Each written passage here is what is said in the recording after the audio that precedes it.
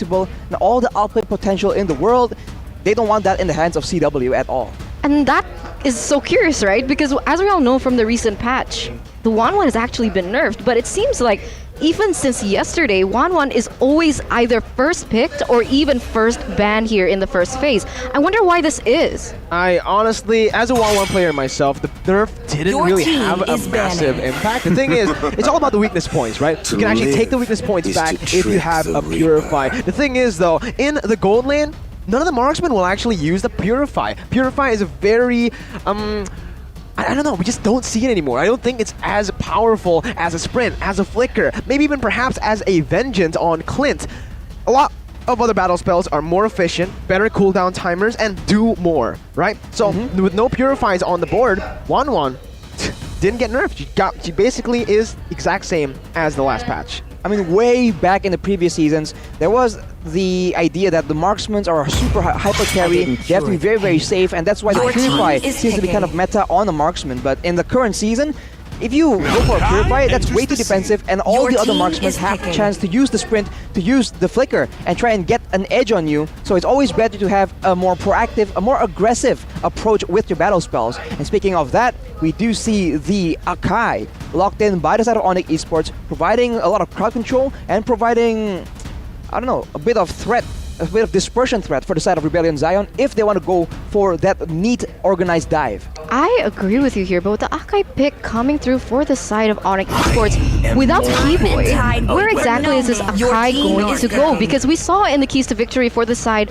of Rebellion is to limit Samo's hero pool, right? This is because so far we haven't seen too much of Samo. We've seen him on the Diggy and a few other heroes, but I don't know, is Akai in his arsenal? We'll just have to see, as now Rebellion has secured their next 2 picks here in that Beatrix as well as that Julian. We've spoken a little bit about the Akai in the back just now, but wait a minute, ONIC picks up that Paquito. For Rebellion 2, they're actually going with the alter ego route, technically, right? Because in game 1, we saw the exact same picks from alter ego. Rebellion on the red Zion. They're adopting that 2 picks, same 2 picks, the Beatrix and the Julian. But back again to the Akai point. We spoke to KD and we had a little discussion in the back about Akai. I think Akai is just not really good in the roam position anymore, because in the first few levels, before you actually get that ultimate, you're a sitting duck. You don't do anything. As KD put it, you're a vlogger roamer. You're not a real roamer. You're just roaming around the place. You're opening up the map and you're recording stuff, giving information back to your team before the heavy spin comes out. Even when you have that heavy spin, you can't really use it as effectively as when you are a jungler. A jungler that can gank all across the map. A jungler that can secure objectives with a heavy spin. And obviously in the XP lane too, kind of the same idea.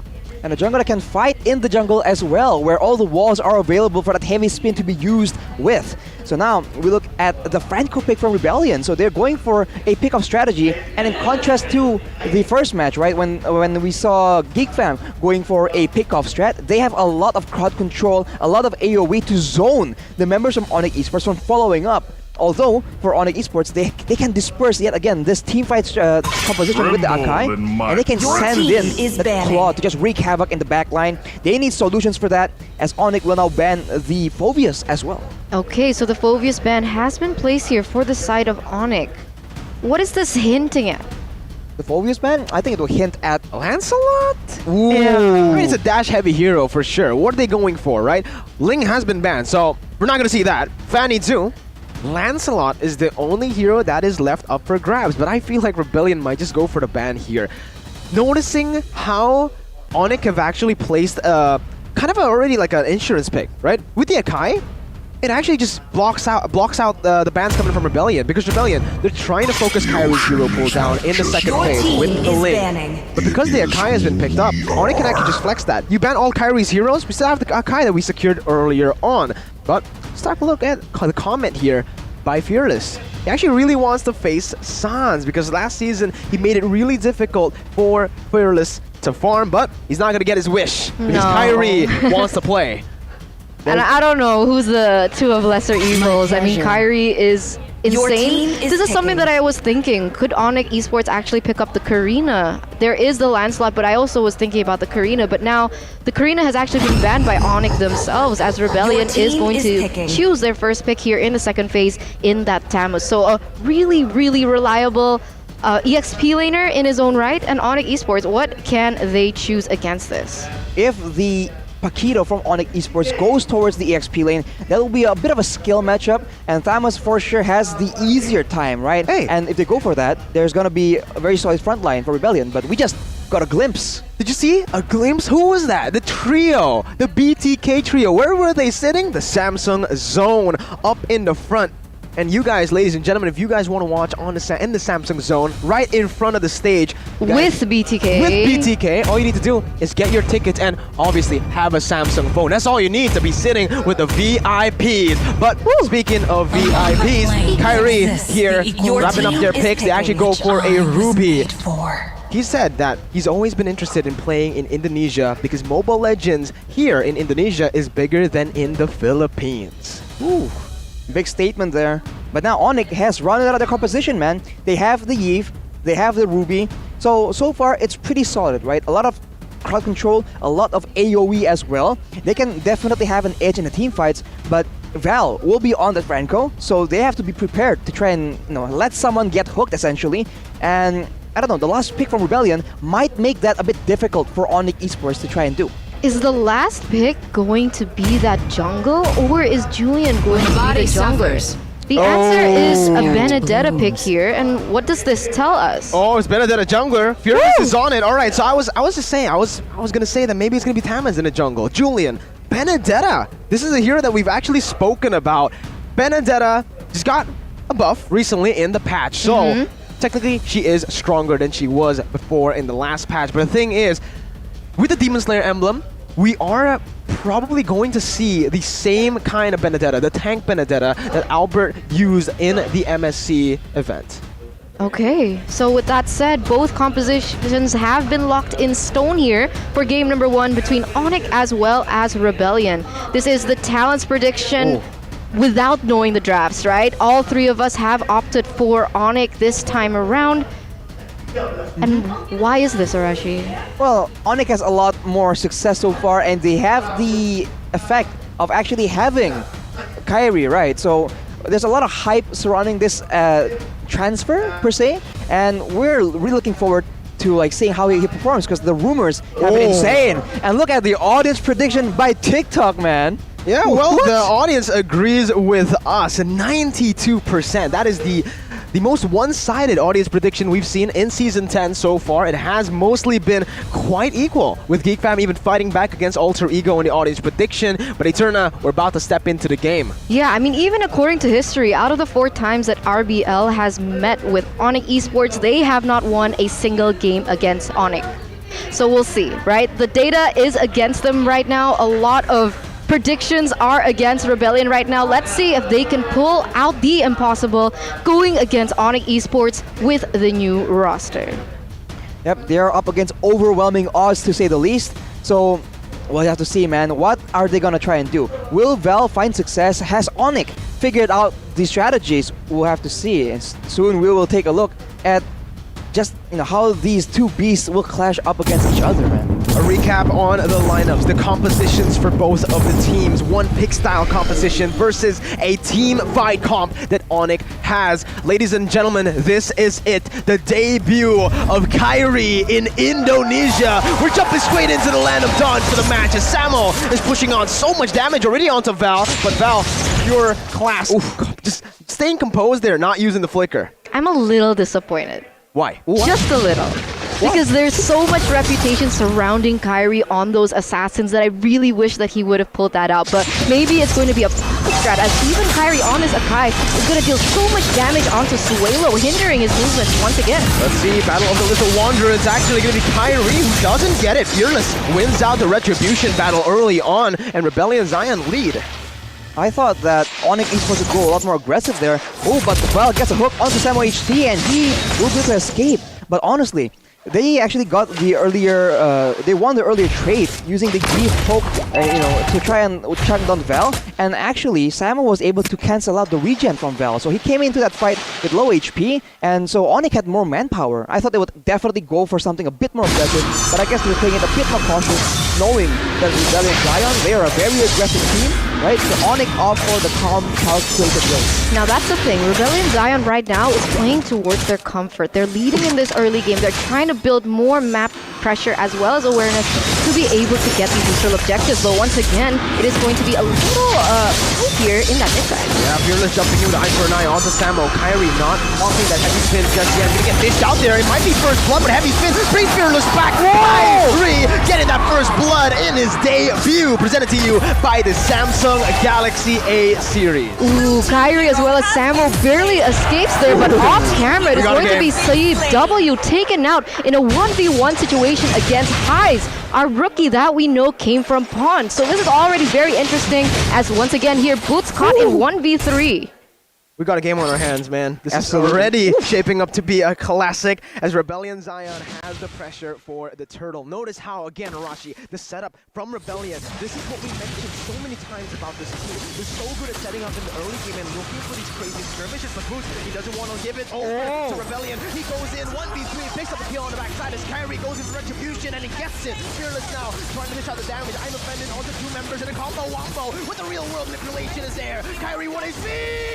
He still survives! Wait, he goes in for the damage on to the minion Boots. Finishes off Suelo, but oh, Suelo getting out. Suelo with the outplay there with a 1v2 situation, barely amount of HP. He's actually able to survive and prevent Onyx Esports from picking yet another pickoff. But as of right now, it does seem like Onyx Esports is still leading in terms of that economy, 1,000 to their name, and Rebellion Zion have not been able to get as much pressure that we intended them to. That was disastrous for the set of Rebellion Zion, man. They had the setup, but Boots, he just came in with no hesitation, and I don't think they were prepared for the damage coming in. Look at the emblems right now for Kairi and Fearless. They're both with a Demon Slayer, so Kairi somehow with the tank, quote-unquote tank hero, was still able to get the best of Fearless in that Retribution battle.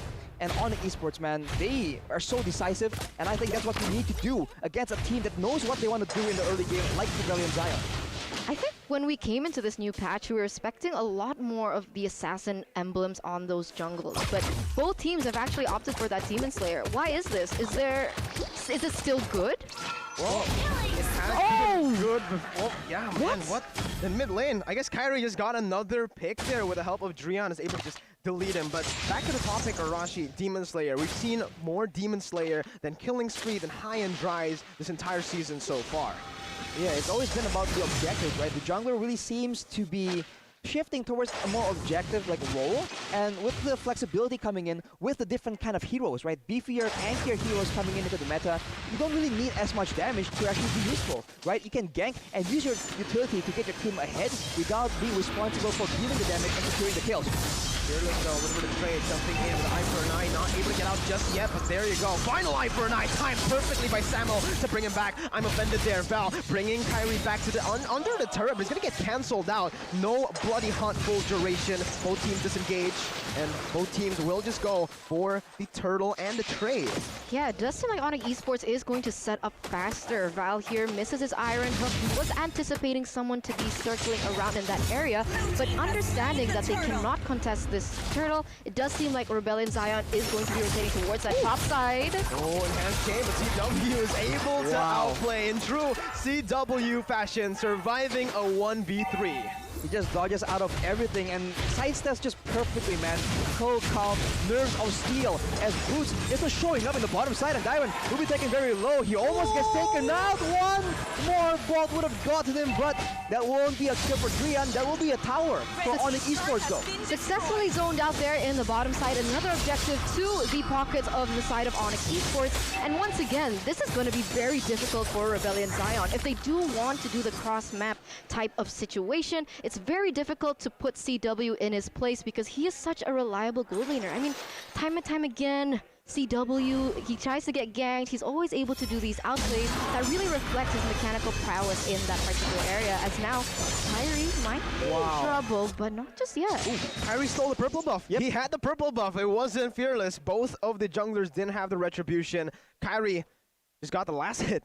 Wow, man, that that is tough for Fearless to take in. And honestly, they're on the back foot right now. And Val on the Franco, he's trying his best to make the big plays happen. But so far, the only real play we've seen is him flickering forward and securing the kill earlier. So he's not having the success he wants. And that's partially because ONIC is doing the same thing that Alter Ego is kind of doing, right? Val is waiting for a pickoff, and out of nowhere, Boots comes in and takes the fight to him. He jumps in and chunks him too low to actually participate in the fight, and the rest of the team follow up and get success there instead. Let's slow it down a bit. Let's talk about the win conditions for both of these teams. Rebellion Zion, their win condition relies heavily on getting the winning lane.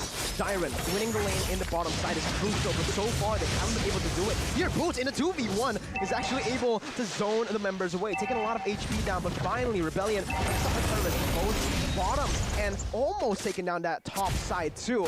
Very low HP, but because ONIC were the ones to first get those turrets, it's going to be really hard for Rebellion to contest any neutral objective. Fearless gonna get zoned out, and that's a free turtle to the hands of ONIC. Once again, going to the hands of kairi. Turtle slain by Samsung Galaxy A series. Yeah, Rebellion Zion, they're trying their hardest to be able to open up the space that ONIC Esports has really pressured onto them. And now, once again, ONIC Esports, with that initiative movement, is going to rotate towards that top side, take Val out, and eventually take yet another objective on the board. So the trades are happening, but at this rate, ONIC Esports, they're trading a little bit faster than Rebellion Zion. Absolutely, and they're making sure that the members that matter are getting the resources they need. CW just picked up the golden staff, and he has a bit of physical defense to his game, so he will be secure, as I stated, though. He gets taken out the magic damage, and the fight breaks out as Rebellion pulls the trigger. kairi way too tanky, a lot of peel here. Boots being able to use knockout strike as the Diamond Fennec connects onto Fearless. Fearless disengaging as Dyron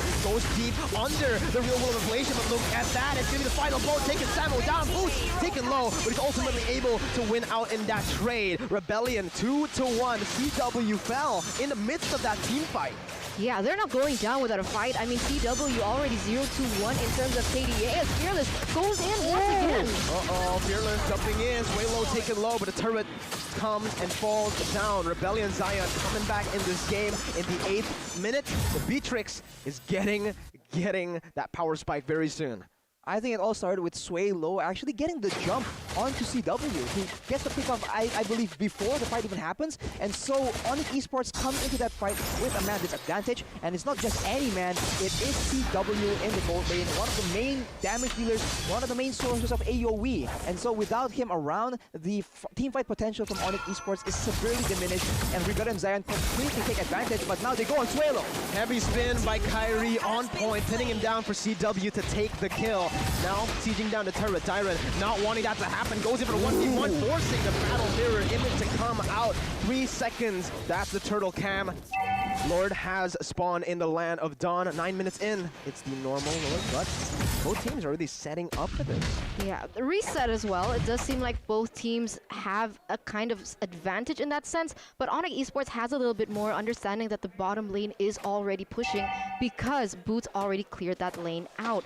Now, so we're gonna see with that thing being the current situation, we see Val once again with the iron hook that connects. Oh, that was a bad target to go for. It was the roamer, and Samo was instantly able to punish that fact. Meanwhile, Highs in that bush, waiting for someone to step in. kairi jumping in way too aggressively there. Will be punished for a bit. He's taken low, but in the backside, look at the blazing duet. Unable to connect onto High. He's still able to position himself out. Fearless jumping out of the real world isolation, and that is Rebellion getting out of the fight. They do lose one, and it's ONIC who take the favorable trade. And they get control right now, but most of their heroes are actually on low HP. Looking now at the item, the claw on CW still on the brown boots, but itemizing a bit more forward sustain, right? He knows that the members of Rebellion Zion, they have a lot of poke, right? They have ways to chunk out the members of ONIC Esports, so he goes for a bit more sustain to make sure that he does not have to go back to base all the way before the next team fight. Another thing that we could highlight from the side of ONIC Esports is how Drion is such an unsung hero. I mean, from every time Rebellion Zion wants to go for those aggressive team fights, that real world manipulation is always just there to back them up, and he actually itemized for that Ice Queen wand first. So instead of the Enchanted Talisman, he went for that. So building that utility, building that slow, and you can definitely feel the impact when it came down to it. I mean, Val is just like trying to check the bushes with the iron hooks, and if he does that, he does not have a chance to land it on the members that matter. Fearless gets quite aggressive, but Val trying to make something happen. Yeah, look at that. That's going to be the Electro final blow onto the back line, going on to Dreon. Fearless trying to disrupt, but look at kairi. He's able to zone Fearless away here with help of the real-world manipulation. kairi taking that damage onto Fearless. He's going to be taken down. Direct trying to put more damage onto the team, but the Vengeance perfectly timed will not be enough to save him from his impending doom. It's a 1-for-2. ONIC, again, winning out of the trades. Winning out of the trade and taking down Fearless as well, so they don't have any pressure onto this next Lord. Without the retribution, it's going to be very difficult for Rebellion Zion to steal this away. It is still possible, as you can see here. Highs and Suelo, they're not far off. Oh, Suelo almost goes for the steal. CW juking for a bit, but Suelo will fall to the hands of Dreon. Boots gets hooked. No more fight. Both teams disengaging. Rebellion, knowing that they lost this trade, to just go back. Now, ONIC will try and make plays with the Lord, and honestly, there's such a good read on the intentions of Rebellion Zion in those team fights, man. Understanding that Val is the only real engage tool, we saw that once Val uses his Iron Hook to try and check in the bushes, instead of using perhaps a bit of the other skills, never mind that. Fight breaks out right now, and once again, that's a proactive move, but it's an equal trade for both teams.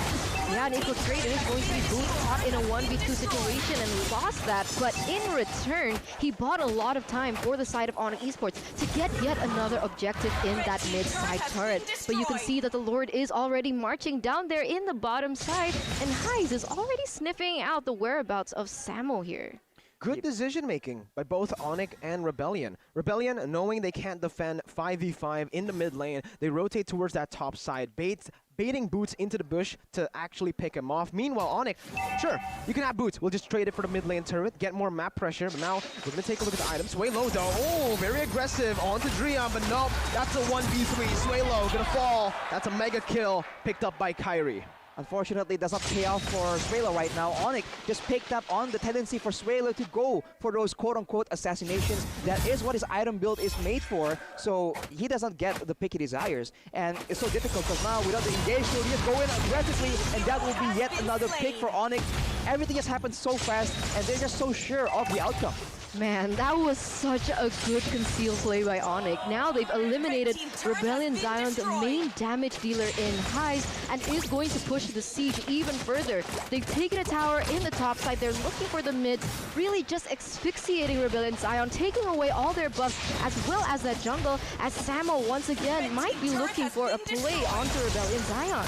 Oh, they might just go for it here. They're gonna try to keep down that mid lane, but look at the flanks. Look at the flanks. They're all just being ready. Suelo with the enhanced chain connecting onto 2. No follow by the defended Samo! My goodness! Finds 3 on the board, and that's gonna be 3 taken down. Suelo looking for the trade, but he comes in way too late. You're all alone. Boots takes the kill, and it's a 4-4-0 for ONIC Esports. Crazy, crazy support and update here from the side of ONIC Esports in that particular team fight. They're going all in here, understanding that Highs is the only single person left to defend this one. Ooh, they have 2 more seconds before Val is respawn, and Highs is doing a great job defending, but he needs to be careful. They have 4 members, they have enough force to take him out. He just get away, but he will be taken out, and that will be ONIC Esports taking the first game away. Wow, 14 minutes is all it took for this new roster to take down Rebellion Zion. 19-7 in the end. That was harsh. And we can't say that it was too one-sided either, because we